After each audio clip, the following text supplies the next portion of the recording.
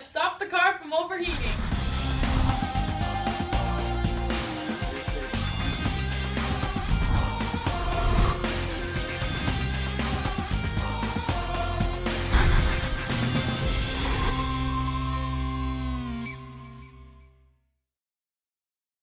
Okay, so we've had a bit of an issue with the car overheating, not so much when we're driving, but when she stopped or the car's been sitting like in traffic or something, it overheats. I think we've got some footage of that. Roll the footage.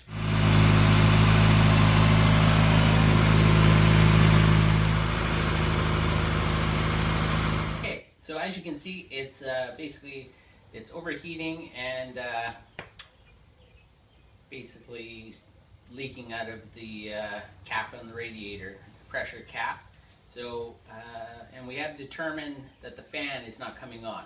So the next thing to do is to test whether it's the fan or the fan switch. Okay, so this is the fan switch right here, located on the bottom of the radiator. You can see there's two wires coming from it.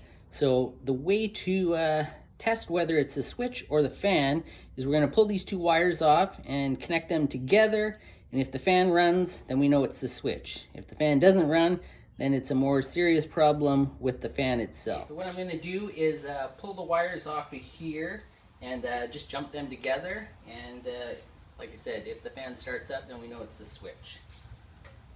I've put a little connector in here just to make it easier. And when I touch these together, hopefully the fan starts.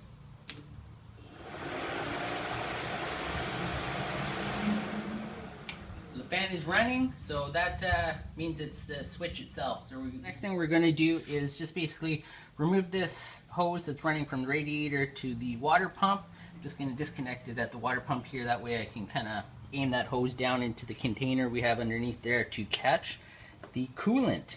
And we'll be able to check that out, and then once the radiator is empty, then we can remove that switch without making a big mess. So.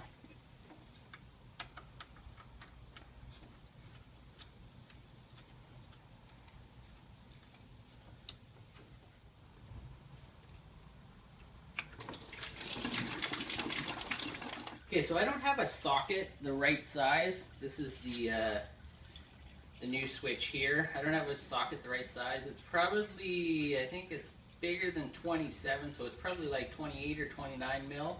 So I'm just going to use a crescent wrench. It's not in there super tight. So I'm going to use the crescent wrench, just break it loose, and then I'll unscrew it, and then we will, I'll show you the old one and the new one. We'll match them up and make sure they're the same.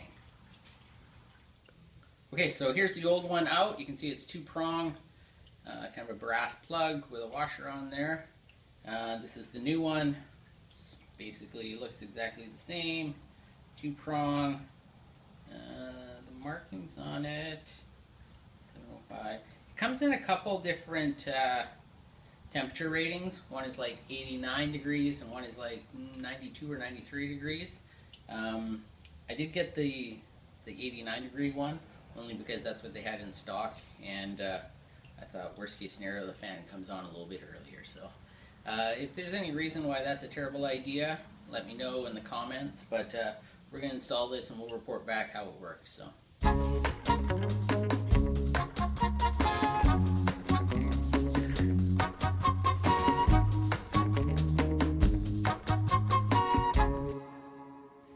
New switch is back in. I connected the two wires. I did have to use a pair of kind of channel lock pliers because I was having trouble kind of getting it started. With the crescent wrench, just because it was so loose, it kept just loosening off every time I tried to move it. So I used these to get it started, and then I just tightened it up with the crescent wrench. The next thing to do is to reattach that hose, then we'll refill it up with coolant again, and then we're going to start it up and let it run for a bit, warm up, and hopefully once it heats up, that fan should kick on. So we'll get all that done, and then we'll do the test.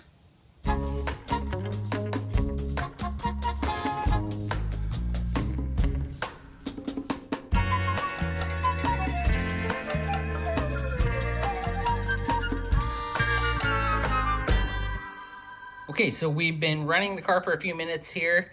It's gotten up to temperature, and the fan did kick on, but I'll just show you how it's supposed to work here. So we'll start it up again, and then it should kick on. As soon as it should kick on now. As soon as that radiator heats up, it should just be a minute or two.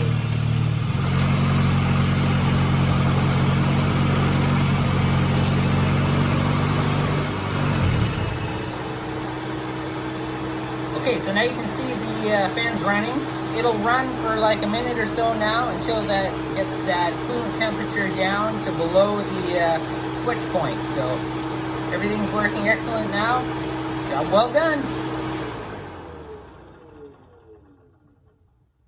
Okay, so that turned out to be a quick fix. That should solve our overheating problem. It was just the switch. That's a lot easier to switch.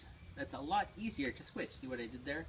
To change than the fan. So as always, please like and subscribe, and we'll see you next time on Analog Generation.